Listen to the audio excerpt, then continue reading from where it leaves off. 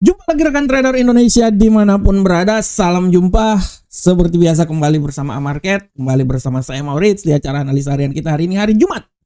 Jumat barokah, Jumat penuh berkah buat kita semuanya, tanggal 26 September tahun 2025. Rekan trader semuanya, kembali kami dari Amarket memberikan sedikit analisa buat rekan trader. Kami ingin supaya setidaknya rekan trader punya sedikit pegangan sebelum terjun dalam dunia trading. Ini sangat luar biasa dan sangat penting rekan trader, karena tanpa informasi kita bisa tersesat. Walaupun memang kita punya teknikal, tapi setidaknya harus ada sedikit informasi yang perlu rekan trader ketahui supaya bisa melandasi hari-hari yang akan dilalui dalam trading rekan trader semuanya. Oleh karena itu kami datang mampir rekan trader. Dan saat ini rekan trader, tanpa buang waktu yang lama lagi, kita coba lihat apa yang terjadi pada pasar di hari kemarin. Di hari kemarin kita lihat bahwa indeks dolar Amerika memang benar-benar seng ada lawan. Terbang tinggi, ya, membelah khatulistiwa, menembus level 98.622. Makin ketawa saya, makin kaya saya jadinya. Bercanda rekan trader. Untuk Euro USD, kita lihat Euro USD jatuh bangun aku memandangmu rekan trader. Benar-benar kata Ica Tresnawati, jatuh bangun aku memandangmu. Turun hingga 1.16442. Begitu juga untuk gold. Gold juga jatuh bangun rekan trader semuanya. Turun hingga 1.33251. Sedangkan, bukan gold, pound sterling. Sedangkan untuk Gold ini memang benar-benar seperti komedi putar.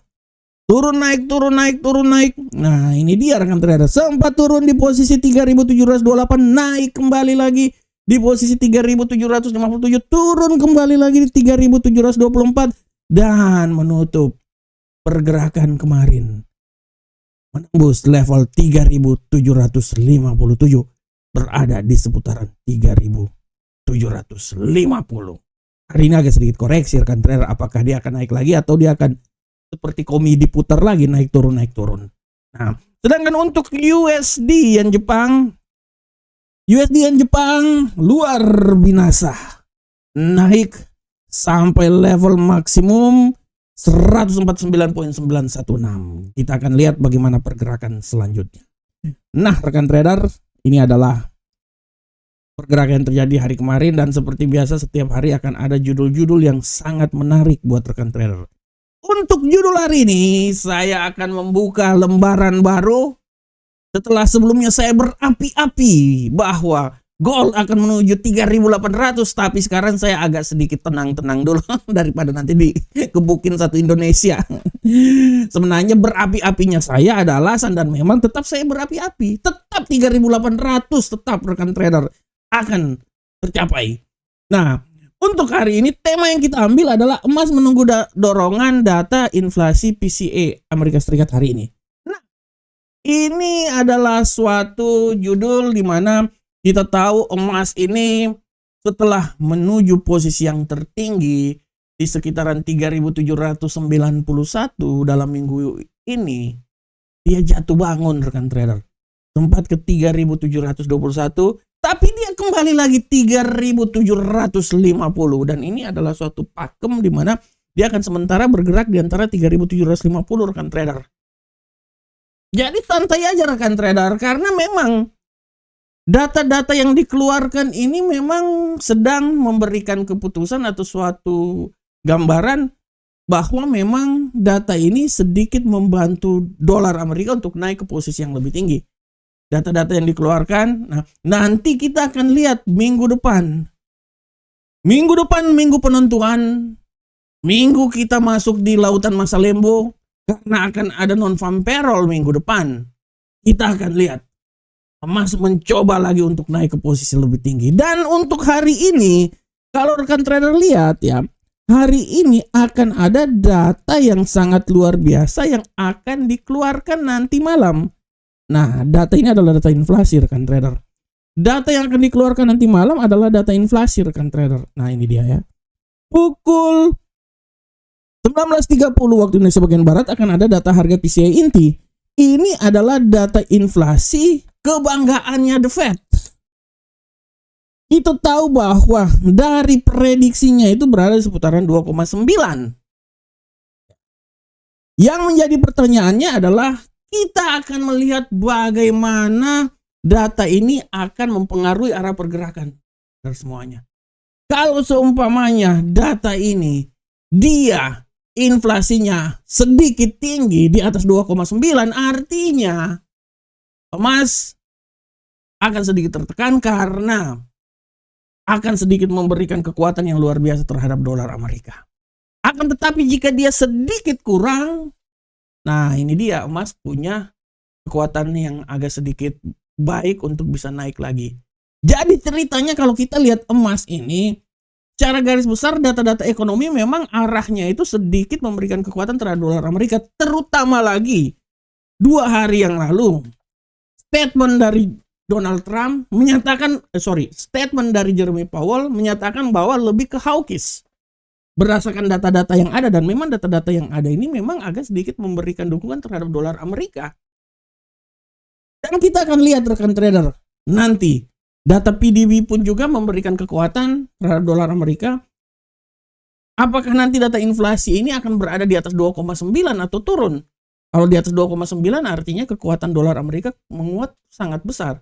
Tapi kalau seumpamanya dia mulai menurun di bawah 2,9, artinya bahwa akan memberikan sedikit ruang yang sangat besar terhadap pergerakan emas ke depan. Apalagi di minggu depan kita akan masuk minggu-minggu yang penuh dengan drama-drama politik ya. Politik ekonomi maksudnya. Drama-drama yang akan terjadi. Banyak sekali data-data yang akan dikeluarkan. Dan puncaknya hari Jumat itu data non-farm payroll. Apakah dia masih tetap berada di bawah 100 atau memang dia agak sedikit naik? Yang saya khawatirkan ini sikap hawkishnya dari The Fed ini akan memberikan sedikit kekuatan untuk dia naik. Karena kalau seumpamanya data ini naik, artinya pemangkasan tingkat suku bunga yang akan dilakukan pada pertemuan tanggal 29 Oktober nanti bisa saja dipending.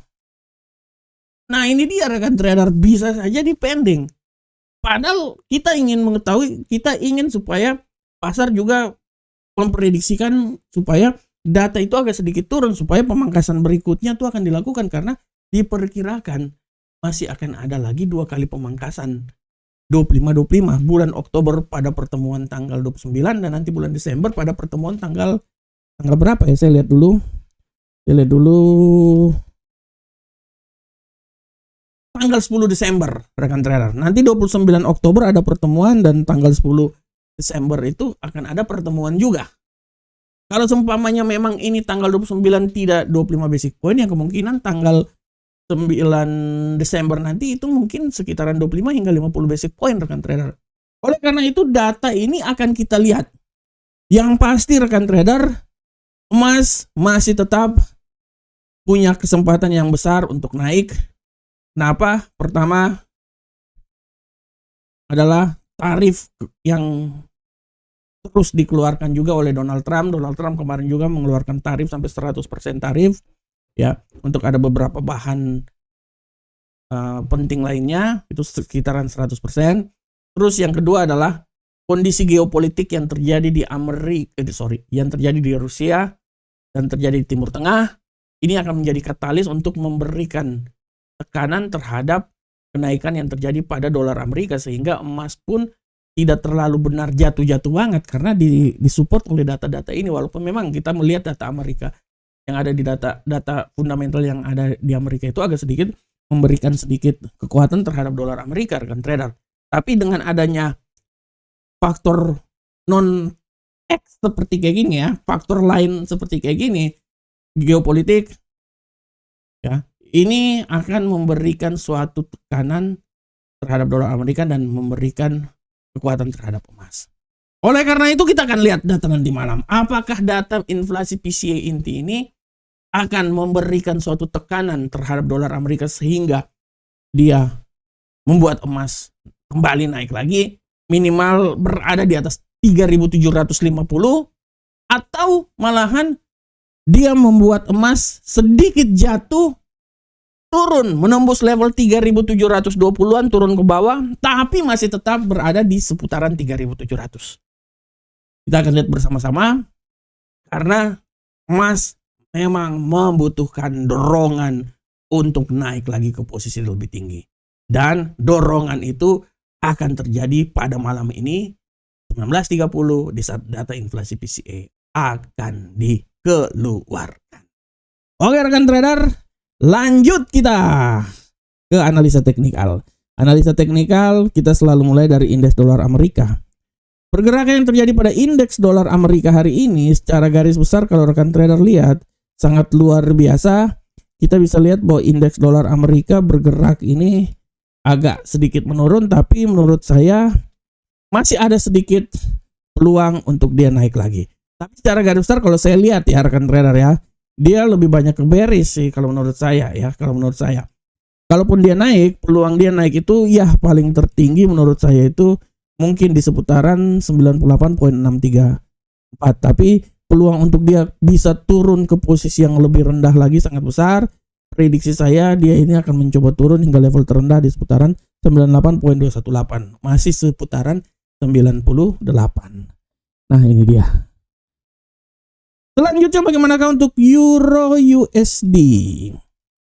Untuk Euro USD rekan trader, secara garis besar kalau kita lihat Euro USD ini agak sedikit memiliki peluang yang sangat besar mencoba untuk kembali naik lagi ke posisi lebih tinggi. Analisa yang coba saya bawakan buat rekan trader adalah dia masih bisa naik ya minimal hingga level 1.16979 itu level yang bisa terjadi rekan trader ya. Dan level terendah yang bisa dicapai menurut analisa saya itu dia bisa mencoba level terendah di seputaran 1.16444.